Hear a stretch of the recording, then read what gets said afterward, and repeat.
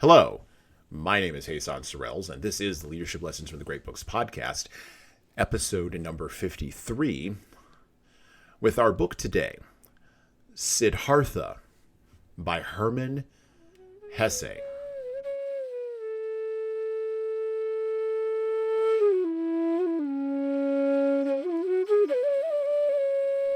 And I read from Siddhartha by Herman Hesse.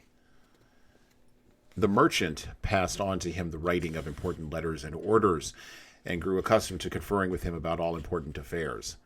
He soon saw that Siddhartha understood little about rice and wool shipping and trade, but that he had a happy knack and surpassed the merchant in calmness and equanimity, and in the art of listening and making a good impression on strange people.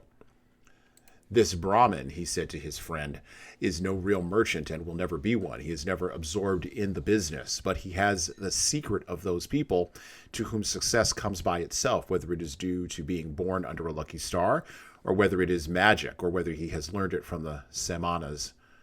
He always seems to be playing at business. It never makes much impression on him. It never masters him. He never fears failure. He is never worried about loss."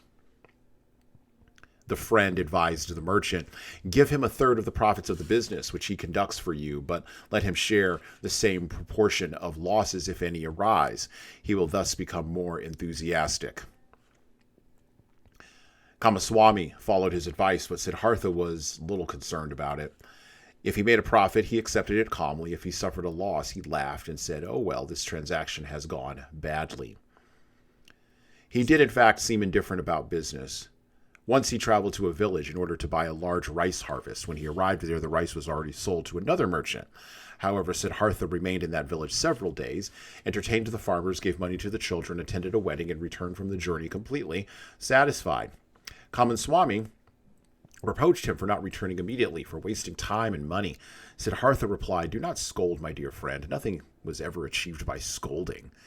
If a loss has been sustained, I will bear the loss. I am very satisfied with this journey. I have become acquainted with many people. I have become friendly with a Brahmin. Children have sat on my knee. Farmers have showed me their fields. Nobody took me for a merchant." "That is all very fine," admitted Kamaswami reluctantly, "but you are in fact a merchant. Or were you only traveling for your pleasure?" "Certainly I traveled for my pleasure," laughed Siddhartha. "Why not? I have become acquainted with people and new districts. I have enjoyed friendship and confidence. Now, if I had been Kamaswami, I should have departed immediately, feeling very annoyed when I saw I was unable to make a purchase, and time and money would indeed have been lost.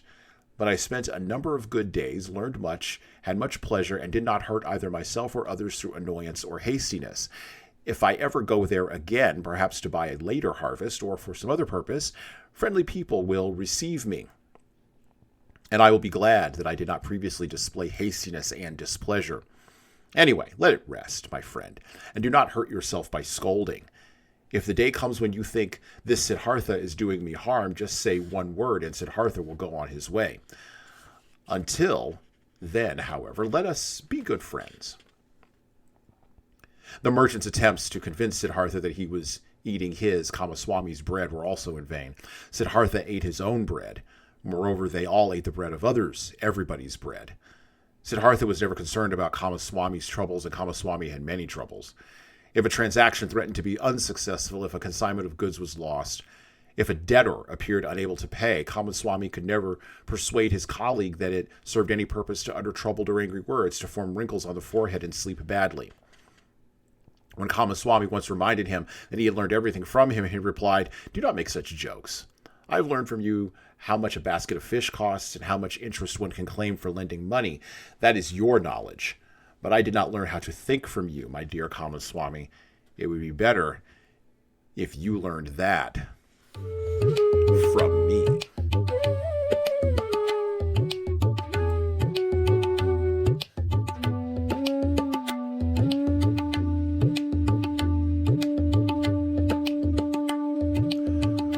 Modern leadership these days, and by modern I mean contemporary, right? Contemporary leadership is driven by a fundamental ignorance, and I see this repeatedly when I train groups or when I speak about, aspects of spirituality, whether it be Christianity or Islam, or any other spiritual belief. I even get this kind of pushback when I talk about it in my shorts episodes, when I reference at the introduction the theology of leadership. Contemporary leadership is driven by a pushback against the spiritual underpinnings of the contemporary world. Matter of fact, there was a survey or a study that was just recently released that indicates that more people are driven by the pursuit of money and the pursuit of tolerance, not pinned to anything moral in the spiritual realm, than ever before in America in particular and the West in general.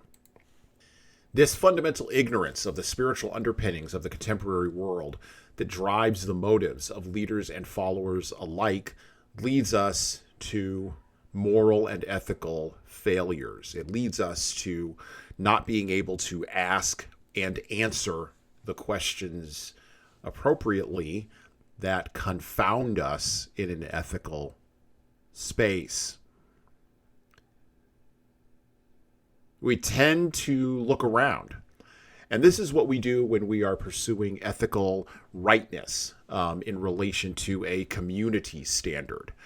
Looking around can be surmised or can be summed up in the question of, am I making the right ethical decision right now? Or am I doing the most ethical thing right now? Looking around is, of course, fundamentally opposed to looking inward for ethical rightness, which many of us do in our personal lives. We seek to look inward in order to pursue the ethical good. And, of course, in a post-Christian West, looking inward is the space where most self-help really exists.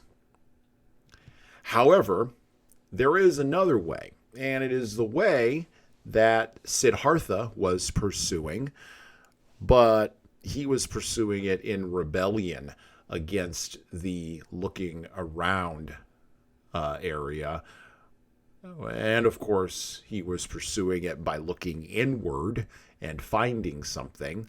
But the thing that we probably need to pursue in the West more of, and I'm an advocate of that on this podcast, is looking up. Looking up to the heavens, looking up to Jesus, which of course lies at the core of Christianity and of Christian assumptions of how the world works. But this has been forgotten at this point in time in Western history. Which is why Buddhism is so fascinating. Buddhism became much more popular in the 1950s and in the 1960s, among a certain brand of secular atheist elites who were looking for enlightenment, who were looking for the age of Aquarius, the dawning of the age of Aquarius.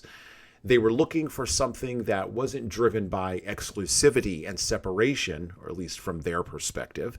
Instead, they wanted a religious practice that would allow them to pursue material gain, while also at the same time acknowledging suffering, while also at the same time allowing them to hold on to Nietzschean nihilism and cynicism.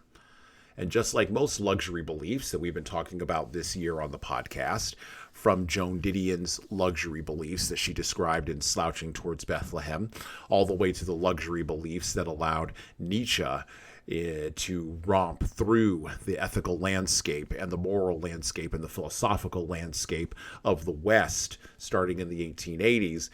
Just like those luxury ideas, Buddhism provided a luxury religious belief that underpinned secular atheism. Because, as the Catholic theologian G.K. Chesterton once noted, quote, "When you cease to believe in anything, you don't just turn to worshiping nothing." Or, if you don't like G.K. Chesterton or you don't know who he was, you can just take the wisdom of Albert Einstein that came from the realm of physics. Nature abhors a vacuum. That's why we're reading the work today of Herman Hesse, the German language mystic novelist who hid in the backwaters of Switzerland in the early part of the 20th century for literally decades, and who fully and truly articulated the luxury ideas version of Buddhism, and fully articulated a Buddhist religious position that was fully incorporated by many secular atheists, and that has come down to us in our time as the best alternative to looking up to the heavens or to looking inward to ourselves in a post-Christian Western leadership context. And so we'll be looking at Herman Hesse and Siddhartha today on the podcast.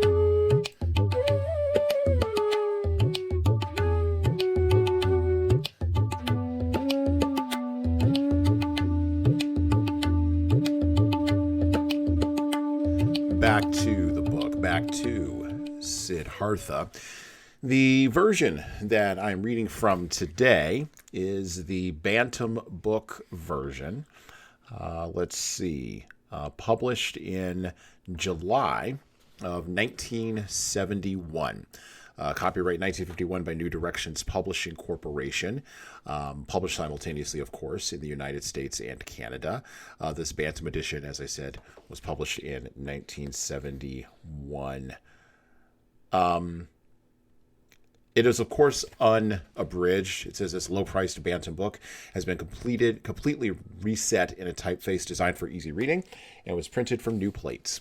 It contains the complete text of the original hardcover edition. Not one word has been omitted. So this is the unabridged version of Siddhartha by Herman Hesse. It is genuinely and truly his most famous novel. And I quote from Siddhartha by Herman Hesse. Early in the morning, one of the Buddha's followers, one of his oldest monks, went through the garden and called to him all the new people who had sworn their allegiance to the teachings, in order to place upon them the yellow robe and instruct them in the first teachings and duties of their order. Thereupon Govinda tore himself away, embraced the friend of his youth, and drew on the monk's robe. Siddhartha wandered through the grove deep in thought. There he met Gautama, the illustrious one, and as he greeted him respectfully, and the Buddha's expression was so full of goodness and peace, the young man plucked up courage and asked the illustrious one's permission to speak to him. Silently, the illustrious one nodded his permission. Siddhartha said, "Yesterday, O illustrious one, I had the pleasure of hearing your wonderful teachings. I came from afar with my friend to hear you, and now my friend will remain with you. He has sworn allegiance to you. I, however, am continuing my pilgrimage anew." "As you wish," said the illustrious one politely. "My talk is perhaps too bold," continued Siddhartha, "but I do not wish to leave the illustrious one without sincerely communicating to him my thoughts. Will the illustrious one hear me a little longer?" Silently the Buddha nodded his consent. Siddhartha said, "O illustrious one, in one thing above all have I admired your teachings. Everything is completely clear and proved. You show the world as a complete unbroken chain, an eternal chain linked together by cause and effect. Never has it been presented so clearly, never has it been so irrefutably demonstrated. Surely every Brahmin's heart must beat more quickly when, through your teachings, he looks at the world, completely coherent, without a loophole, clear as crystal, not dependent on chance, not dependent on the gods. Whether it is good or evil, whether life in itself is pain or pleasure, whether it is uncertain, that it may perhaps be this, is not important. But the unity of the world, the coherence of all events, the embracing of the big and the small from the same stream, from the same law of cause, of becoming and dying, this shines clearly from your exalted teachings, O perfect one. But according to your teachings, this unity and logical consequence of all things is broken in one place. Through a small gap, there streams into the world of unity something strange, something new, something that was not there before, and that cannot be demonstrated and proved. That is your doctrine of rising above the world, of salvation. With this small gap, through this small break, however, the eternal and single world law breaks down again. Forgive me if I raise this objection." Gautama had listened quietly motionless. And now the perfect one spoke in his kind, polite, and clear voice. You have listened well to the teachings, O Brahman's son, and it is a credit to you that you have thought so deeply about them. You have found a flaw. Think well about it again. Let me warn you, you who are thirsty for knowledge, against the thicket of opinions and the conflict of words. Opinions mean nothing. They may be beautiful or ugly, clever or foolish. Anyone can embrace or reject them. The teaching which you have heard, however, is not my opinion, and its goal is not to explain the world to those who are thirsty for knowledge. Its goal is quite different. Its goal is salvation from suffering. That is what Gautama teaches, nothing else. Do not be angry with me, O illustrious one, said the young man. I have not spoken to you thus to quarrel with you about words. You are right when you say that opinions mean little, but may I say one thing more? I did not doubt you for one moment. Not for one moment did I doubt that you were the Buddha, that you have reached the highest goal, which so many thousands of Brahmins and Brahmin sons are striving to reach. You have done so by your own seeking in your own way, through thought, through meditation, through knowledge, through enlightenment. You have learned nothing through teachings. And so I think, O illustrious one, that nobody finds salvation through teachings. To nobody, O illustrious one, can you communicate in words and teachings what happened to you in the hour of your enlightenment. The teachings of the enlightened Buddha embrace much. They teach much, how to live righteously, how to avoid evil. But there is one thing that this clear, worthy instruction does not contain. It does not contain the secret of what the illustrious one himself experienced, he alone among hundreds of thousands. That is what I thought and realized when I heard your teachings. That is why I am going on my way, not to seek another and better doctrine, for I know there is none, but to leave all doctrines and all teachers, and to reach my goal alone, or die. But I will often remember this day, O illustrious one, in this hour when my eyes beheld a holy man. The Buddha's eyes were lowered. His unfathomable face expressed complete equanimity. I hope you are not mistaken in your reasoning, said the illustrious one slowly. May you reach your goal. But tell me, have you seen my gathering of holy men, my many brothers who have sworn allegiance to the teachings? Do you think, O Samana, from afar, that it would be better for all these to relinquish the teachings and to return to the life of the world and desires? That thought never occurred to me, cried Siddhartha. May they all follow the teachings. May they reach their goal. It is not for me to judge another life. I must judge for myself. I must choose and reject. We Samanas seek release from the self, O illustrious one. If I were one of your followers, I feared that it would only be on the surface, that I would deceive myself, that I was at peace and had attained salvation, while in truth the self would continue to live and grow, for it would have been transformed into your teachings, into my allegiance and love for you, and for the community of the monks. Half smiling, with imperturbable brightness and friendliness, the Buddha looked steadily at the stranger and dismissed him with hardly a visible gesture. You are clever, O Samana, said the illustrious one. You know how to speak cleverly, my friend. Be on your guard against too much cleverness.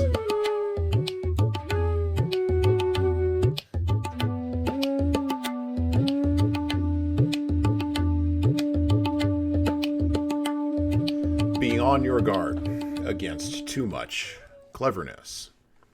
The literary life of Herman Hesse, the author of Siddhartha, came directly out of a space of rebellion, a space of self-loathing, and a space of desire to free himself from the boundaries of the human body, to pursue something purer and something more transcendental and mystical.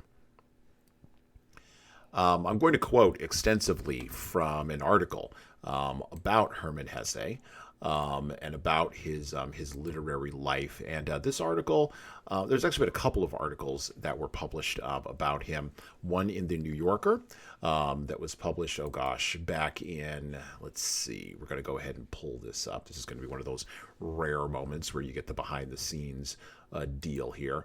Published actually this year, in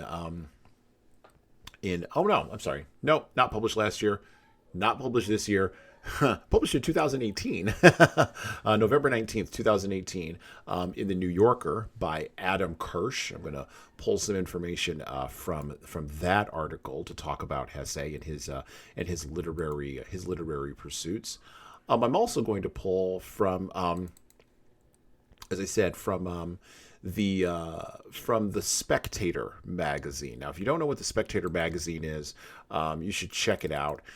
It's an English magazine, and this article was published on November 22nd, 2018. So 2018 was a good year for Herman Hesse, written by Philip Hensher, and it is a UK publication. And so you're going to get a very European view of Hesse and his background, and his work and his influence from both of these articles, or at least from at least one of them. Then the other one you'll get sort of a more U.S. view. And I quote directly from the Spectator article. Ever since he first published his first novel in 1904, actually that's not from the Spectator article. That's going to be from the New Yorker article. I apologize.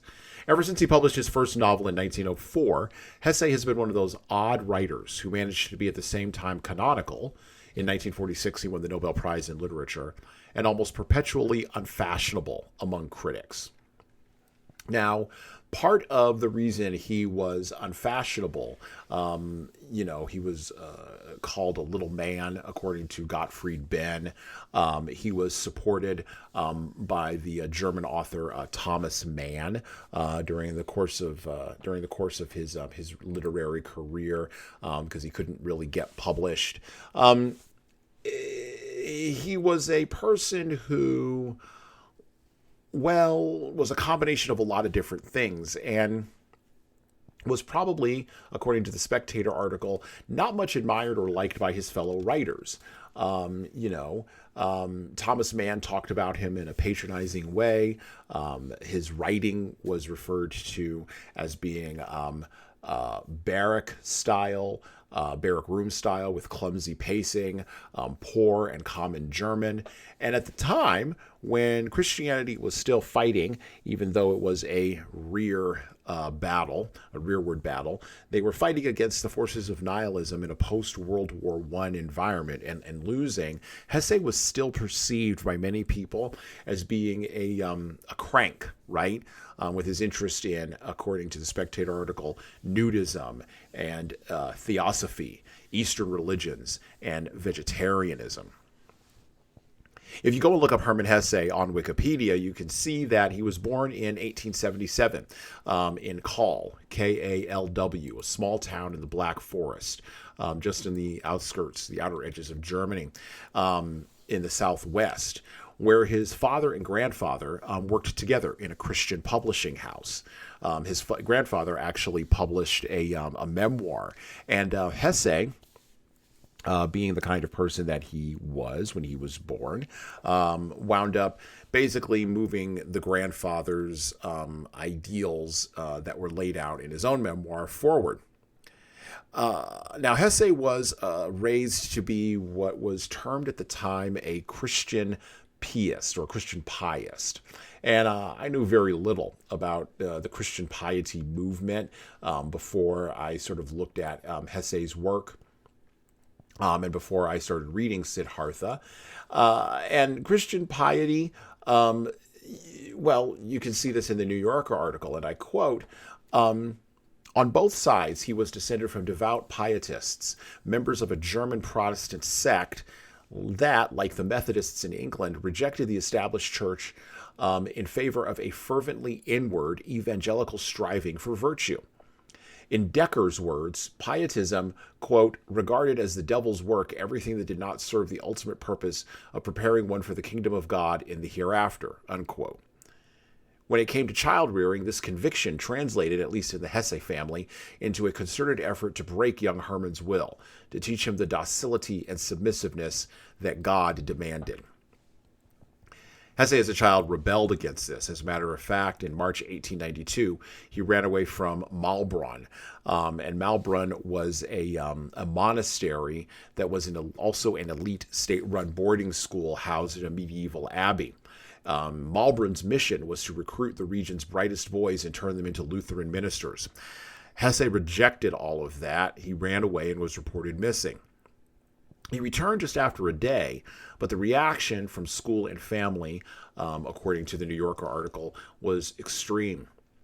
It speaks volumes about his parents' religious sensibility, for instance, that his mother's response to the news of his disappearance was to hope that he was dead. From his mother, I quote, "I was very relieved when I finally got the feeling that he was in God's merciful hands," she wrote in her diary.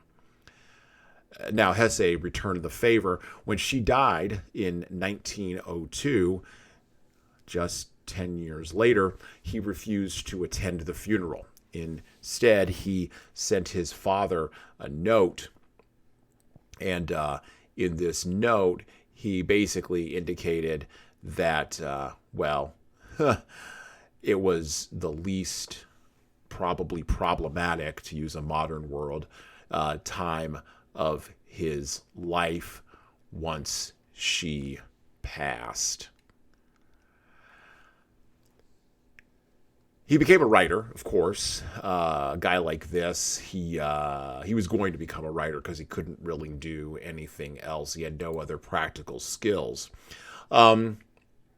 He did work a little bit during the First World War, and of course, he was an anti-fascist during World War II. As a matter of fact, he stayed out of politics. He was what the writer Thomas Mann would have called a non-political man. Matter of fact, when Hitler began his rise to power in the 30s, Hesse was quoted as saying that anti-fascism was as much a betrayal of the self as fascism. What's it got to do with me, he asked. I can't change a thing. What I can do, though, is offer a little succor to those who, like me, strive in everything that they think and do to undermine the whole filthy business of striving after power and political supremacy. He had a Hegelian, beautiful soul, and his most famous work, Siddhartha, written in 1922, at the age of 45, sort of morally reflects this idea of striving in any sort of way being a filthy business, striving after power in a religious sense or striving after power in a political sense. But weirdly enough, the striving is part of the story. The striving is integral to the story of Siddhartha. Matter of fact, he spends 2/3 of his time in the second part of the novel doing nothing but striving. The irony is not lost on me, and it's not lost on other readers of Siddhartha, a book that's typically read by people between the ages of 15 and 30 and then never revisited again, right? The writer in the New Yorker article basically makes this point as well. And, you know, for many readers, and this is a quote directly from Adam Kirsch from November 12th, 2018 in the New Yorker article, he says, for many readers, Hesse's novels are among the first serious fiction they encounter, a literary gateway drug. This was particularly so during the international Hesse craze of the 1960s, when the books became passports to the counterculture, and Timothy Leary advised, before your LSD session, read Siddhartha and Stephen Wolfe. But long before then, adolescents were the core of Hesse's readership, a fact that sometimes irritated him. His first novel, Peter Kamenzied, the tale of a moody, nature-loving young man who drops out of a bourgeois society, was taken up as an inspiration by the Wandervogel, a back-to-nature youth movement that promoted what Hesse himself derided as quote-unquote campfire romanticism. For Peter to inspire a mass of followers, Hesse complained, was a misunderstanding of the whole point of the character. He does not want to follow the path trodden by many, but to resolutely plow his own furrow. He is not made for the collective life, unquote. Or, to paraphrase the Buddhist sage Lin Chi, if you meet the Buddha on the road, kill him.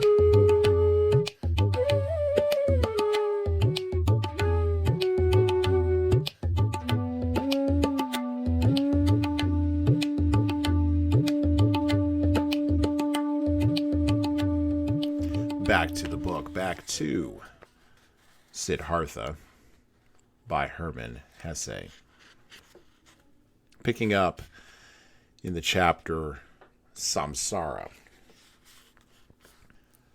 That glorious, exalted awakening, which he had once experienced in his youth in the days after Gautama's preaching, after the parting from Govinda, that alert expectation, that pride of standing alone without teachers and doctrines, that eager readiness to hear the divine voice within his own heart, had gradually become a memory, had passed. The only fountainhead which had once been near and which had once sung loudly within him now murmured in the distance. However, many things which he had learned from the Samanas, which he had learned from Gautama, from his father, from the Brahmins, he still retained for a long time.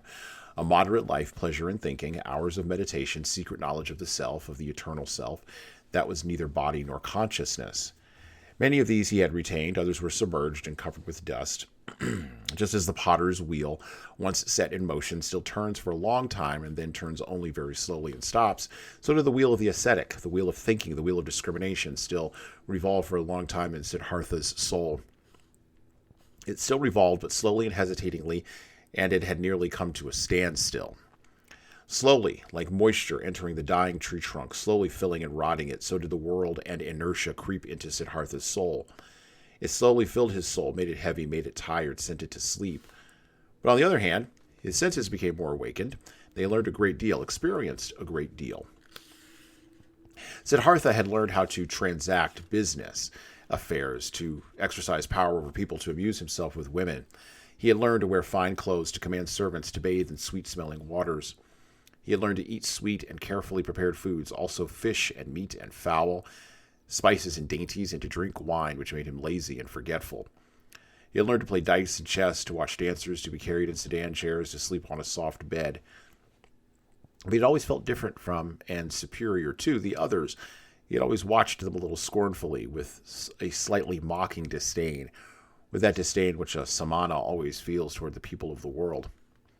If Kamaswami was upset, if he felt that he had been insulted, or if he was troubled with his business affairs, Siddhartha had always regarded him mockingly. But slowly and imperceptibly, with the passing of the seasons, his mockery and feeling of superiority diminished. Gradually, along with his growing riches, Siddhartha himself acquired some of the characteristics of the ordinary people, some of their childishness and some of their anxiety. And yet he envied them. The more he became like them, the more he envied them. He envied them the one thing that he lacked and that they had. The sense of importance with which they lived their lives, the depth of their pleasures and sorrows, the anxious but sweet happiness of their continual power to love. These people were always in love with themselves, with their children, with honor or money, with plans or hope, but these he did not learn from them, these childlike pleasures and follies. He only learned the unpleasant things from them which he despised. It happened more frequently that after a merry evening he lay late in bed the following morning and felt dull and tired. He would become annoyed and impatient when Kamaswami bored him with his worries. He would laugh too loudly when he lost at dice. His face was still more clever and intellectual than other people's, but he rarely laughed, and gradually his face assumed the expressions which are so often found among rich people, the expressions of discontent, of sickliness, of displeasure, of idleness, of lovelessness. Slowly, the soul sickness of the rich crept over him. Like a veil, like a thin mist, a weariness settled on Siddhartha. Slowly, every day a little thicker, every month a little darker, every year a little heavier. As a new dress grows old with time, loses its bright color, becomes stained and creased, the hems frayed, and here and there weak and threadbare places, so had Siddhartha's new life, which he had begun after his parting from Govinda, become old. In the same way, it lost its color and sheen with the passing of the years. Creases and stains accumulated, and hidden in the depths, here and there, already appearing, waited disillusionment and nausea. Siddhartha did not notice it. He only noticed that the bright and clear inward voice that had once awakened in him and had always guided him in his finest hours had become silent. The world had caught him. Pleasure, covetousness, idleness, and finally also that vice which he had always despised and scorned as the most foolish, acquisitiveness. Property, possessions, and riches had also finally trapped him. They were no longer a game and a toy. They had become a chain and a burden. Siddhartha wandered along a strange twisted path of this last and most basic declivity through the game of dice. Since the time he had stopped being a samana in his heart, Siddhartha began to play dice for money and jewels with increasing fervor, a game in which he had previously smiling and indulgently taken part as a custom of the ordinary people. He was a formidable player. Few dared play with him, for his stakes were so high and reckless. He played the game as a result of a heartfelt need. He derived a passionate pleasure through the gambling away and squandering of wretched money. In no other way could he show more clearly and mockingly his contempt for the riches, the false deity of businessmen. So he staked high and unsparingly, hating himself, mocking himself. He won thousands. He threw thousands away, lost money, lost jewels, lost a country house, won again, lost again. He loved that anxiety, that terrible and oppressive anxiety which he experienced during the game of dice, during the suspense of high stakes. He loved this feeling and continually sought to renew it, to increase it, to stimulate it. For in this feeling alone did he experience some kind of happiness, some kind of excitement, some heightened living in the midst of his satiated, tepid, and insipid existence. And after every great loss, he devoted himself to the procurement of new riches, went eagerly after business and pressed his debtors for payment, for he wanted to play again, he wanted to squander again, he wanted to show his contempt for riches again. Siddhartha slowly became impatient at losses. He lost his patience with slow-paying debtors. He was no longer kind-hearted to beggars. He no longer had the desire to give gifts and loans to the poor. He, who staked 10,000 on the throw of the dice and laughed, became more hard and mean in business and sometimes dreamt of money at night. And whenever he awakened from this hateful spell, when he saw his face reflected in the mirror on the wall of his bedroom grown older and uglier, whenever shame and nausea overtook him, he fled again, fled to a new game of chance, fled in confusion to passion, to wine, and from there back again to the urge for acquiring and hoarding wealth. He wore himself out in this senseless cycle, became old and sick.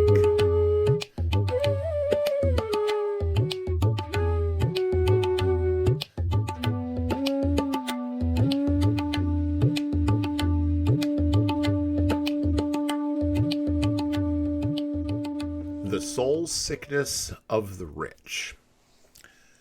What is the rich?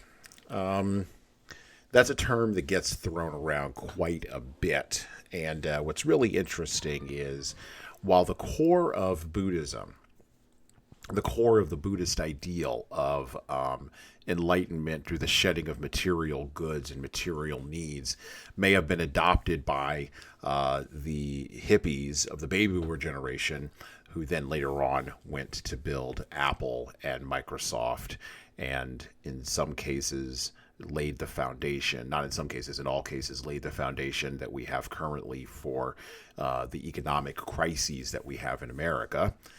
So much for rejecting material wealth. But the soul sickness of the rich is very much on our minds today, as we have separated richness and wealth from anything spiritual, even the thin spirituality of Buddhism. And we've long since, of course, separated the acquisition of wealth and riches from Christianity. We've long since cut away that root. When you do that, you do get a soul sickness, but you don't know how to resolve it. You don't know how to cure it. And you can't cure yourself because, of course, you're going to return to all the things that Siddhartha returned to, right? You're going to return to dice. You're going to return to gambling. You're going to return to doing more and more of the same thing while getting less and less benefit from that thing. So I ask the question, what is the rich? Well, this term, when we talk about income inequality and also the gobbledygook that we talk about in our time, this term is relative. It's relative to our time. It's relative to our position in the world. It's relative to what we see when we look on television or stare at our mobile phones. Here's a statistic for you, because math doesn't lie. The top 1% on global income earns $34,000 a year. Meanwhile, according to the Office of Management Bureau in the United States, the bureau that measures GDP and things like that, the weighted average poverty threshold for a family of four in 2021 was $27,740, or 81% of the top 1% of people globally are poor or are classified as poor in the United States. So what is rich? If not material possessions, then it's possible that there may be a way to spiritually measure wealth, right? Maybe we measure wealth through our children or through the relationships we have, through the connections to the community that we have. I'm not talking about happiness, because sometimes those things can make you more unhappy than they can make you happy. And of course, happiness is fleeting, and we're not guaranteed it anyway. The Declaration of Independence doesn't guarantee us happiness. It just says that we will have the environment that will allow us to pursue happiness. So again, what is wealth if it's not material possessions, and if relationships can always fail because human beings invariably are going to show up with their feet of clay? Then maybe happiness, maybe not even happiness, maybe wealth, maybe riches is, as we read in The Good Earth, episode number 47, the ability to spend material wealth on distractions such as wine, women, and song, and entertainment. As we are reading in Siddhartha, gambling and dice. Maybe that's rich, right? Except the problem that Wang Lung had in The Good Earth and the problem that Siddhartha is having in Siddhartha are the same problem. Regardless of whether you are pursuing enlightenment or you're pursuing, well, just straight up money, in the case of Wang Lung, in order to secure land for your family, the ability to spend material wealth on distractions and entertainment is not a sign of being rich. It is a sign of the soul sickness of being rich. Or maybe, as in our day, rich is the ability to wallow in self-contempt and endless, pointless navel-gazing in an ego-driven Peter Pan style, where we can have flights of the inner life, and we can have those flights applauded for us by people outside of us on Instagram and Twitter and TikTok and Snapchat and Facebook and LinkedIn and in our blog and in our podcast and in our books and in our speeches and on and on and on and on and on, without ever engaging in the conformity and in the process of conforming and accommodation that comes with recognizing the full reality of other people. Maybe richness is the ability to be able to ignore everyone else and to engage in constant self-flagellation, self-love, and self-focus. Maybe being rich really means having the privilege of looking inward rather than around or up. Leaders, there's a lot of talk about privilege of all kinds in our culture. Race privilege, class privilege, culture privilege, privilege of ability, privilege of language, privilege of competency, privilege of talent, privilege of skill. But there's very little talk about the privilege that riches provide for us to engage in self-destructive and spiritually moribund behavior. Leaders, avoid the soul sickness of the rich.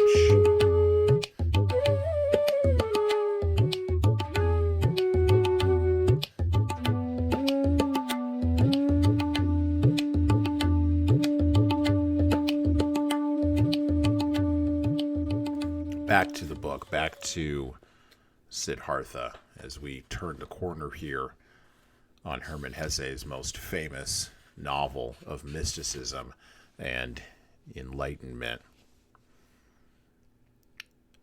This is Siddhartha. In the chapter, let's see here, the chapter marked By the River. He was aware of a great happiness mounting within him. Where does it come from, he asked himself. What is the reason for this feeling of happiness? Does it arise from my good long sleep, which has done me so much good, or from the word Om, which I pronounced? Or because I have run away, because my flight is accomplished, because I am at last free again and stand like a child beneath the sky? Ah, how good this flight has been, this liberation. In the place from which I escaped, there was always an atmosphere of pomade, spice, excess, and inertia. How I hated that world of riches, carousing and playing. How I hated myself for remaining so long in that horrible world. How I hated myself, thwarted, poisoned, and tortured myself, made myself old and ugly. Never again As I once fondly imagined, well, I consider that Siddhartha is clever. But one thing I have done well, which pleases me, which I must praise, I have now put an end to that self-detestation, to that foolish, empty life. I commend you, Siddhartha, that after so many years of folly, you have again had a good idea, that you have accomplished something, that you have heard the bird in your breast sing and followed it.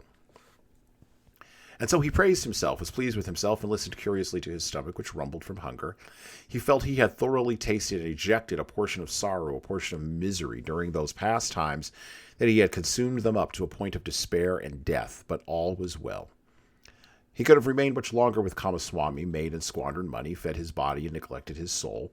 He could have dwelt for a long time yet in that soft, well-upholstered hell, if this had not happened, this moment of complete hopelessness and despair, and the tense moment when he had bent over the flowing water ready to commit suicide. This despair, this extreme nausea which he had experienced had not overpowered him. The bird, the clear spring, and voice within him was still alive. That was why he rejoiced. That was why he laughed. That was why his face was radiant under his gray hair. It is a good thing to experience everything oneself, he thought. As a child, I learned that pleasures of the world and riches were not good. I have known it for a long time, but I have only just experienced it. Now I know it not only with my intellect, but with my eyes, with my heart, and with my stomach. It is a good thing that I know this. He thought long of the change in him, listened to the bird singing happily. If this bird within him had died, would he have perished? No, something else in him had died, something that he had long desired should perish. Was it not what he had once wished to destroy during his ardent years of asceticism?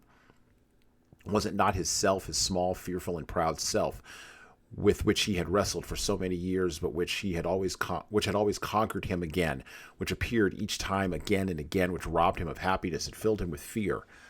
Was it not this which had finally died today in the wood by this delightful river? Was it not because of its death that he was now like a child, so full of trust and happiness, without fear? Siddhartha now also realized why he had struggled in vain with this self when he was a Brahmin and an ascetic. Too much knowledge had hindered him, too many holy verses, too many sacrificial rites, too much mortification of the flesh, too much doing and striving.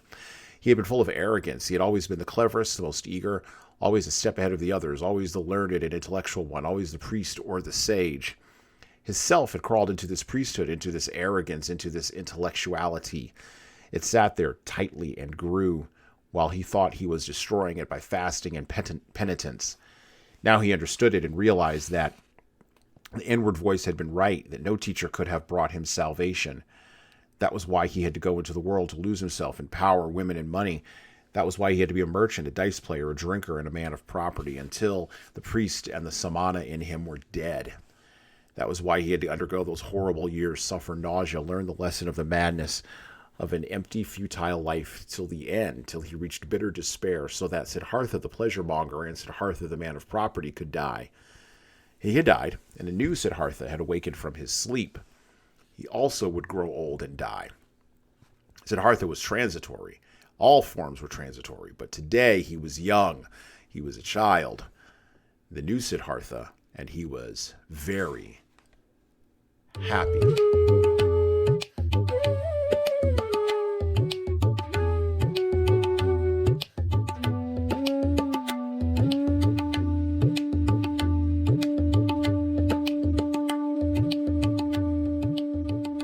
What are we to take from Herman Hesse's book, Siddhartha?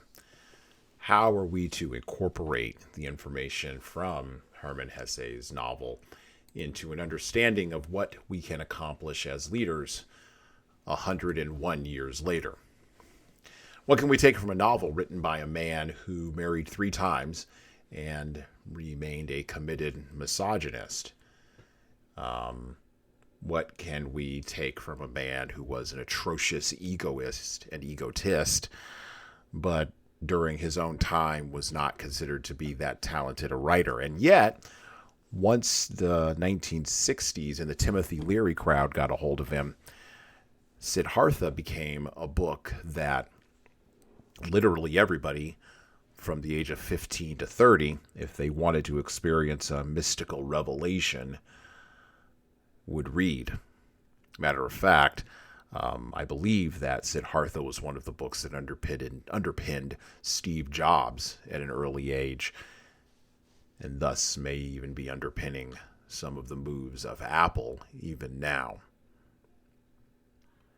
What are we to do with Siddhartha? What are we to do with Herman Hesse? What are we to do with this looking around for ethical rightness, but a looking around that does not lead to happiness, a looking around that instead leads to more despair and less courage? I got to admit, I struggled with this book. I read it, and reading it as a 45-year-old man, Hesse wrote it at the age of, I believe, 45 himself in 1922. Reading this book, I wonder, did he learn anything from life at all? Did he learn anything from hard experience? Did he, or did he learn so much from the end of the trauma, well, not the end, from the trauma of World War I, that he was unable to process it all and thus had to revert back to conceiving of the world in a very adolescent manner?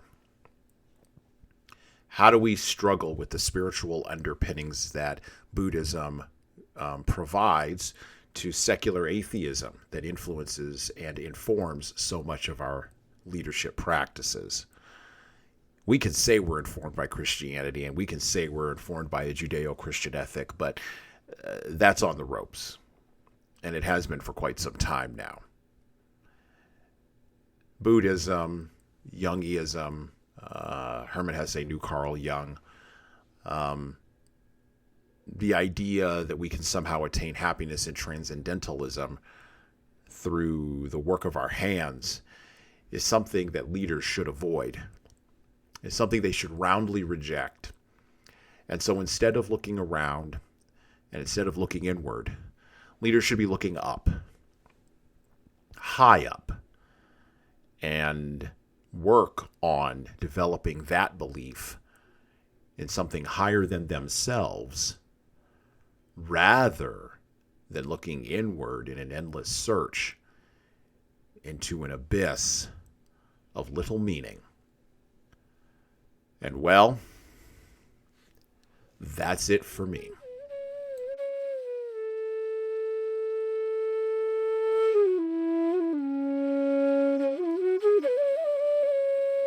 Listen and subscribe to the Leadership Lessons from the Great Books podcast on all the major podcast players that you listen to podcasts on, including iTunes, Stitcher, Google Podcasts, and even Spotify. And please leave a 5-star review if you like the show. We need those reviews to grow, and it's the easiest way to make sure that this show gets into the ears of the leaders who need to hear it. And of course, tell all your friends. If you want to get started on the leadership path, HSCT Publishing's products and services can help your team do that.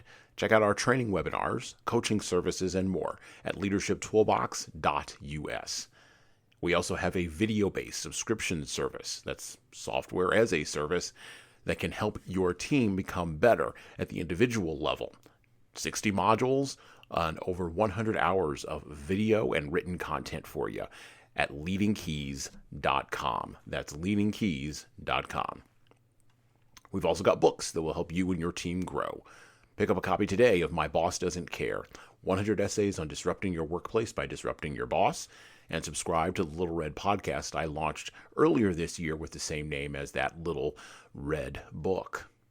My most recent book is 12 Rules for Leaders, the Foundation of Intentional Leadership, co-written with contributions from Bradley Madigan. This is the book for right now that was written for leaders right now.